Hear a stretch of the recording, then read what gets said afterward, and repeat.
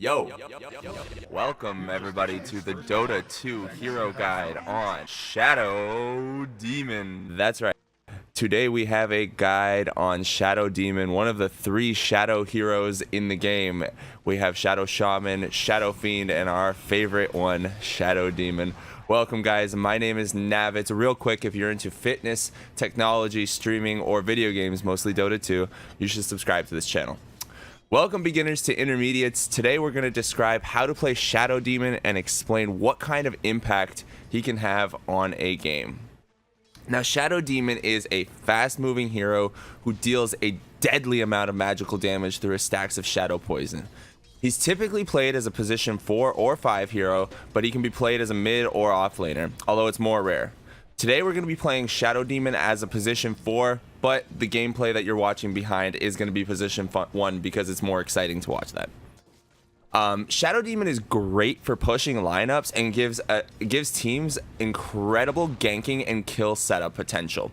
For new to intermediate players, Shadow Demon is probably a 4 out of 5 on the difficulty scale to play, and that is mostly because of positioning and the amount of impact that he can have on a game. If you don't use him correctly and you're not patient with your spells, you can actually end up making quite a few mistakes that you don't notice. Shadow Demon is a hero that starts strong, gets much stronger, and has a level 6 power spike. Then he gets even stronger if the enemy has a physical damage based core because of disruption. The hero has so much room to grow through items and talents and an incredible amount of utility throughout the game. Shadow Demon is great at pushing high ground because he can continuously send strong illusions at enemy tier 3 towers. He can also use Shadow Poison to clear waves and get vision of high ground and deep into the trees. He can save allied heroes from spells like Duel or Fiend's Grip by casting Disruption on them. In addition to being able to save teammates with Disruption, he can set up kills on enemy heroes with it as well, especially if he has a good hero to combo with, usually an ally with a stun. Shadow Demon is weak against heroes that can close distance, like Timbersaw, Weaver, Storm Spirit, and Phantom Lancer. Phantom Lancer especially because he can dispel stacks of Shadow Poison with Doppelganger, then use Phantom Rush to close distance on you. Alright guys, let's do a TLDR on Shadow Demon's spells. So he has Disruption, which basically puts enemies in a black little ball, and when they come out of that black little ball, there's 2 illusions of them, and they do a lot of physical damage, and this is what makes Shadow Demon strong against enemies with physical damage cores, because you make illusions of them and have them attack themselves or their enemy supports. Soul Catcher does a lot of burst damage quickly, but they recover that damage over time, and it's percentage based, so it removes up to 40% of their health immediately, then they gain half of that back. So that is what Soul Catcher is. Shadow Poison is a long-ranged spell that allows you to cast stacks of poison damage forward towards your enemies, and it gives you vision behind tree lines. And it does exponential amounts of damage the more stacks you get off with Shadow Poison. And finally, his ultimate, Demonic Purge. Demonic Purge Demonic Purge slows an enemy target. It pierces BKBs, which means it passes through. Does it pierce BKBs, or is that a spell? No, it pierces BKBs, which means it doesn't do the damage to the BKB, but if a unit BKBs and you cast Demonic Purge on them, they will be slowed. So you can still catch and kill enemies who are BKB'd. Very, very useful. And it is used in combination with Disruption and Shadow Poison to lock down and get kills on enemy cores. The idea behind Demonic Purge is that you use Disruption on a core with a very strong illusion that's going to be created, and then after they come out of Disruption, you cast Demonic Purge on them. While they are disrupted, you walk up to them and you cast your Shadow, your second spell, your Soul Catcher. You cast your Soul Catcher, which does the instant burst damage, and then you cast continuous stacks of Shadow Poison. Both of these, Soul Catcher, Shadow Poison, work through Disruption while they're in that black ball for 2.75 seconds. You can cast your additional spells on them, and that is how Shadow Demon's spells work. When to pick Shadow Demon: strong allies and tough foes. As a general rule, you pick Shadow Demon against carries or enemy cores who have high physical damage. You can also pick Shadow Demon to combo with allies who have strong physical damage. Heroes like Luna, Juggernaut, Phantom Lancer, Anti-Mage. These are all great heroes to combo with or combo against.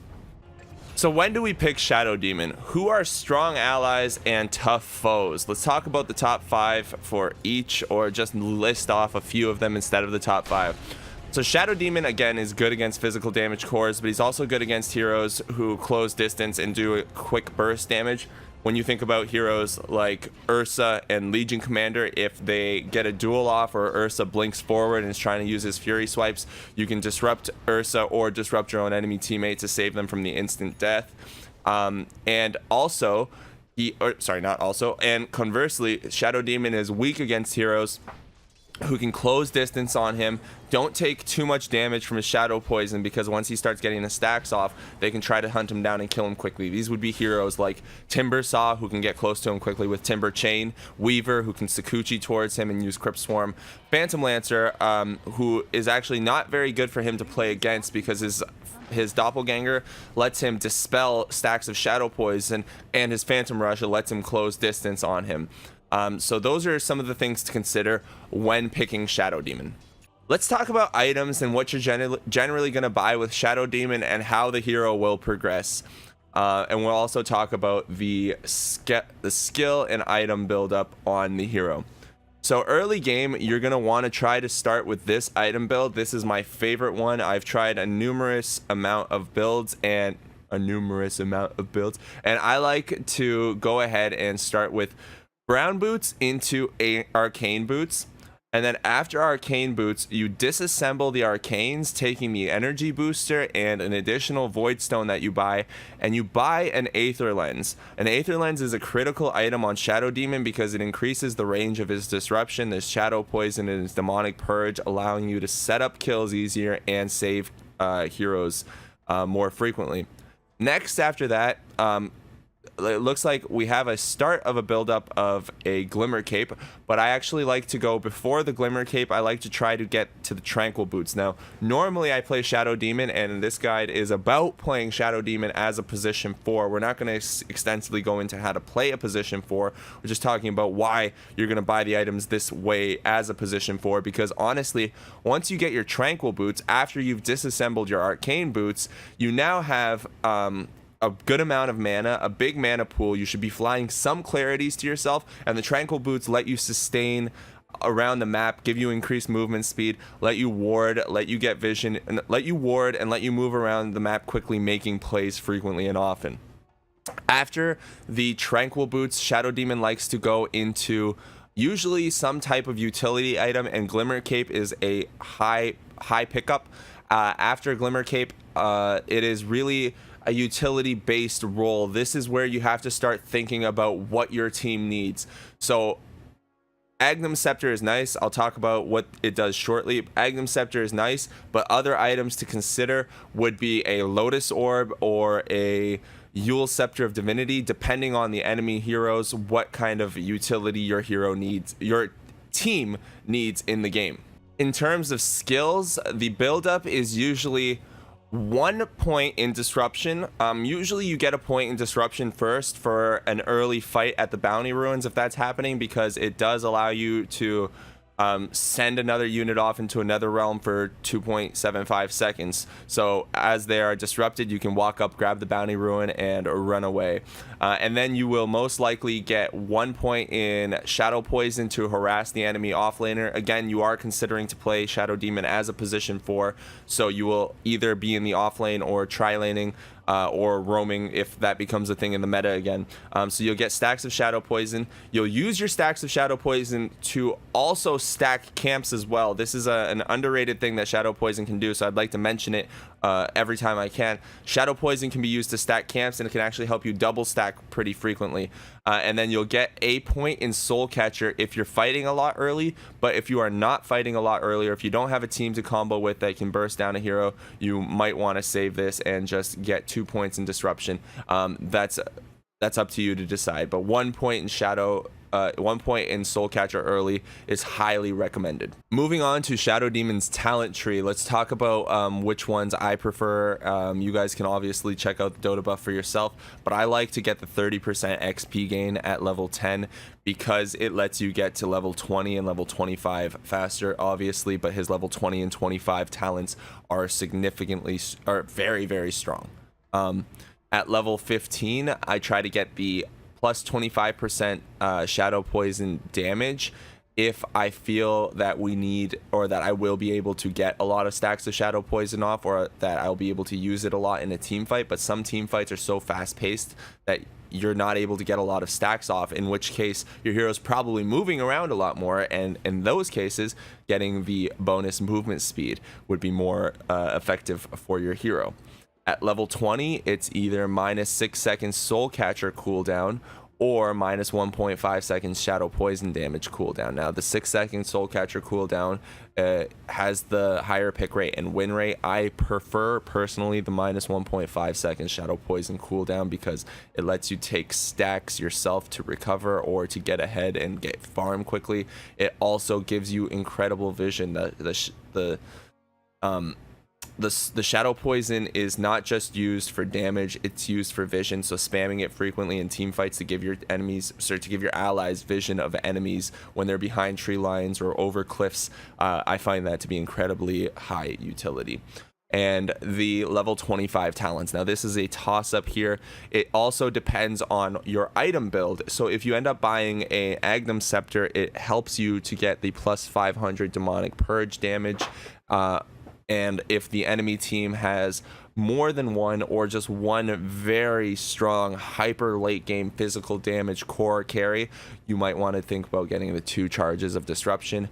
You also would think about getting the 2 charges of disruption if you have more than one hero who has a channeling spell that you want to save allies from. This could be a Bane in an LC, as I had mentioned before. Another item I want to talk about that it's important to consider, but not used every single game, is the Aghanim Scepter on Shadow Demon. Shadow Demon's Aghanim Scepter increases damage of the ultimate, it reduces cooldown, and it gives the ultimate the break ability. So this is very strong against heroes who have strong passives.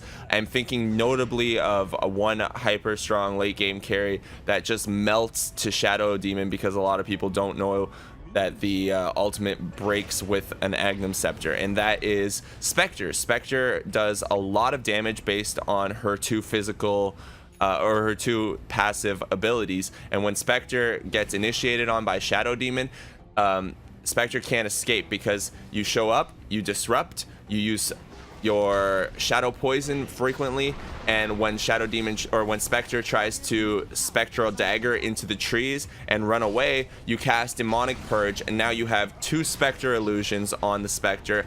Spectre's broken, you're casting shadow poison still, and you probably got Soul Catcher off, because disruption gives you the ability to catch Soul Catcher as well.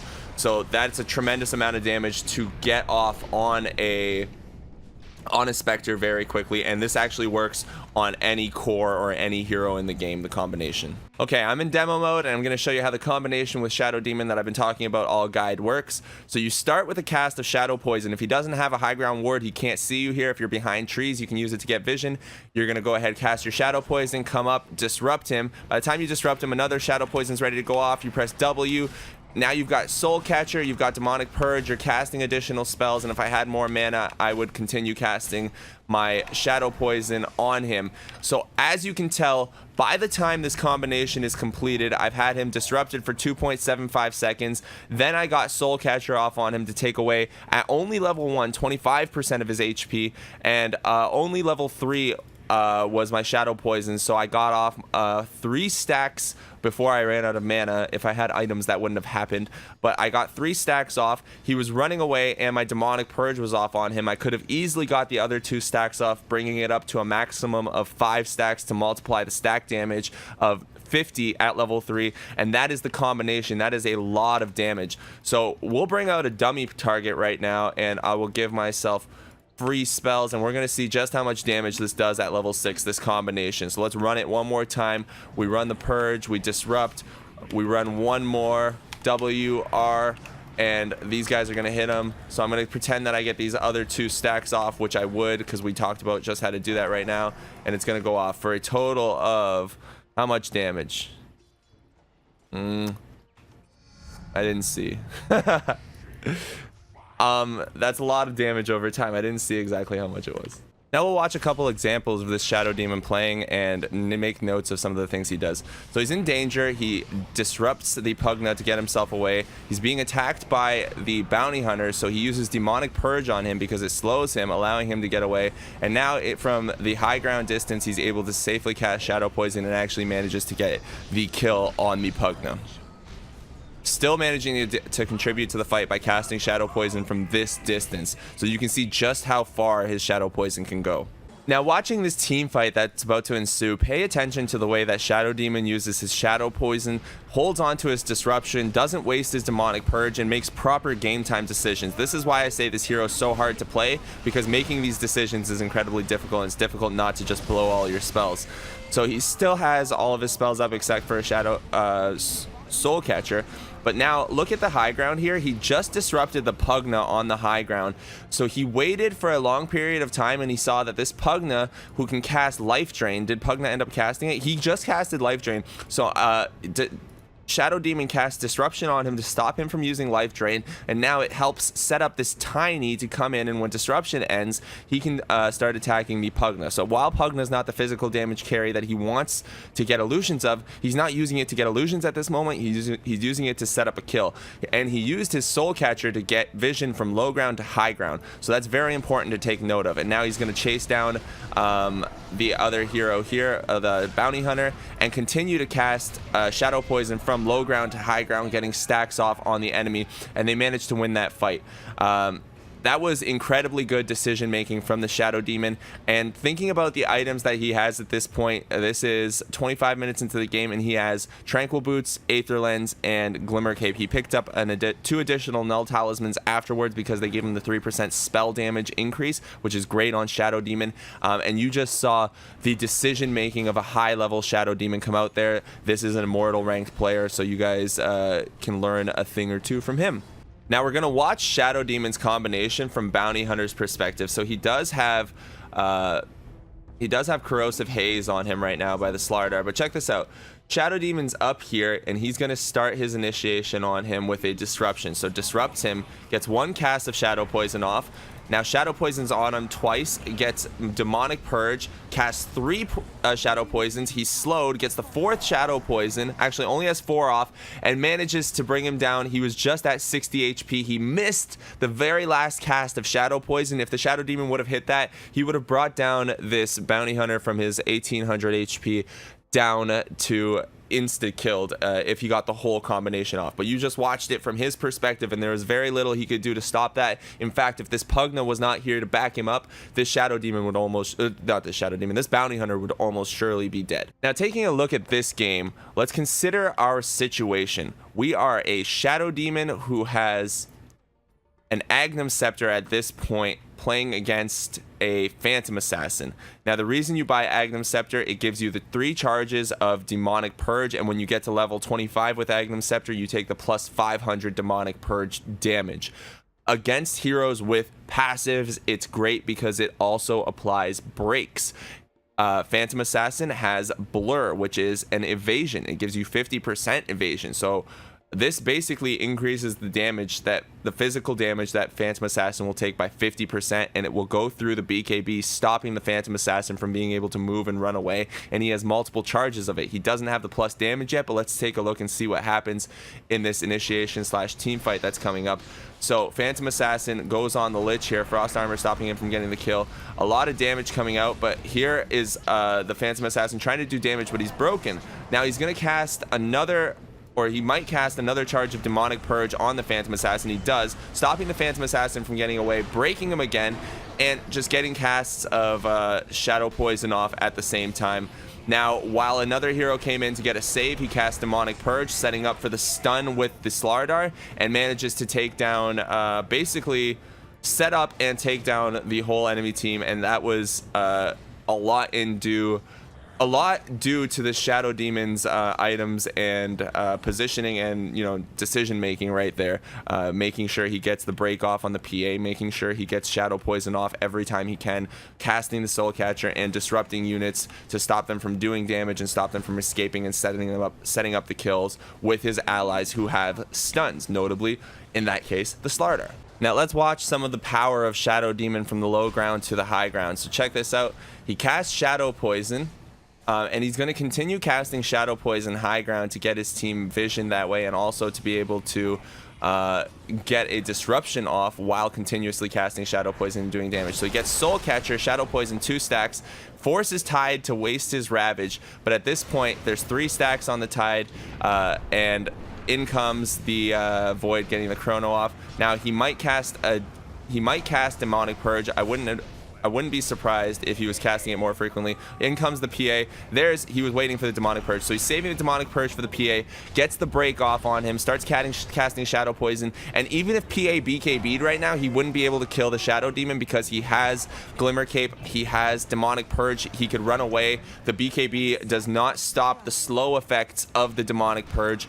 It would stop the bonus 500 damage that he's taken as a talent, but it would not stop the slow that's going through. So PA would not be able to close distance anymore aside from the initial blink in. And this is the high ground push that they've been waiting for. Gets the kill, and that'll be all she wrote. This game, this Shadow Demon essentially used his disruption to exclusively set up kills and save allies, set up kills and save allies, but it can also be used to push high ground if they were in a position where they weren't as far ahead as they are. He would have been able to cast his disruption, sit back, send illusions towards the tower, let it do chip damage, let them play around their Aegis, things like that. It's all very important to consider. If there was 2 enemies on this team, like let's say there was a Juggernaut and a PA on this team, then he could have still, even with an Aghanim Scepter, he might have still considered getting the 2 charges of disruption, because that's a lot of illusion heroes that are created that are very, very, very strong, and can be used against the enemy. And now just for some final thoughts on Shadow Demon.